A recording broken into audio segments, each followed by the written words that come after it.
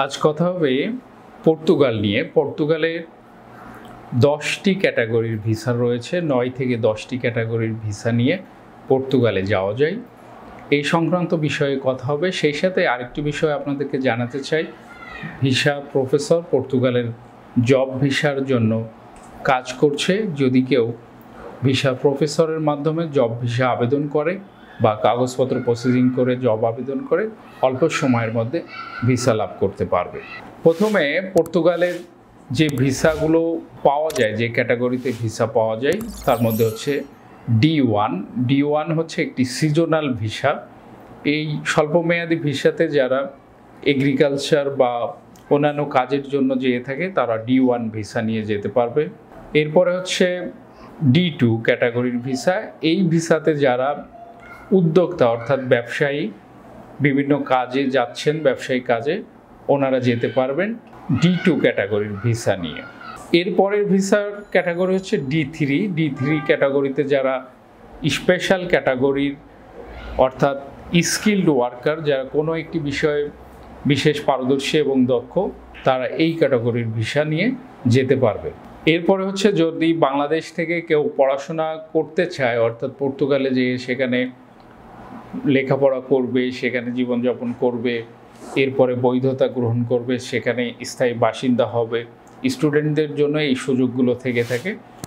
এই ক্যাটাগরি হচ্ছে D4 ক্যাটাগরিতে স্টুডেন্ট ভিসার আবেদন করে যাওয়া যাবে খুব সহজে।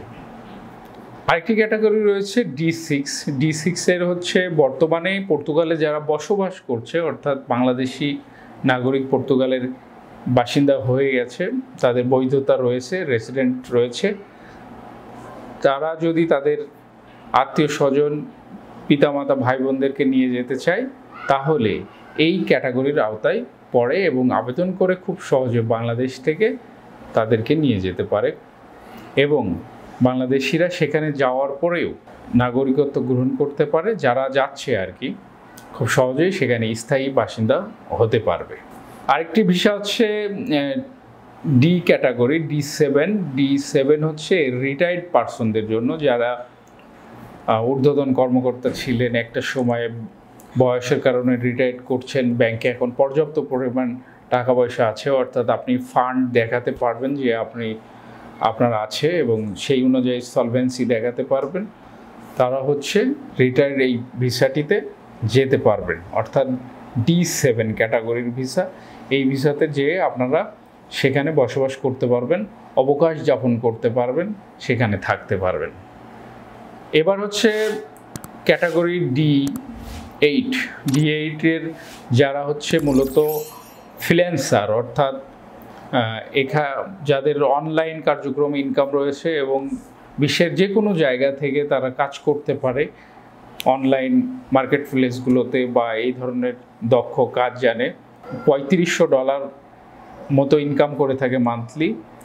এমন যারা কাজ জানে বা দক্ষ, তাদের জন্য রয়েছে D8 টাইপের এই ভিসা নিয়ে খুব সহজে বাংলাদেশ থেকে যাওয়া যাবে।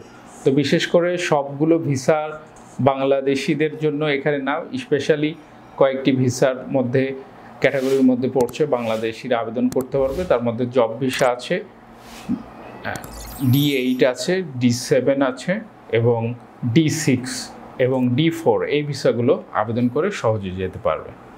এবার আরেকটি গুরুত্বপূর্ণ ক্যাটাগরি নিয়ে কথা বলবো, D9 ক্যাটাগরিতে হচ্ছে পর্তুগালে যখন আইটি ফেয়ারগুলো অনুষ্ঠিত হয়, সেই সাথে খেলাধুলা হয়, বিভিন্ন রকম অর্গানাইজেশন যখন বড় বড় ইভেন্ট আনুষ্ঠানিকভাবে আয়োজন করে, তখন এইগুলোতে অংশগ্রহণ করার জন্য এবং ভলেন্টিয়ার হিসাবে যাওয়া যায়, সেই সাথে দর্শনার্থী হিসাবেও যাওয়া যায়।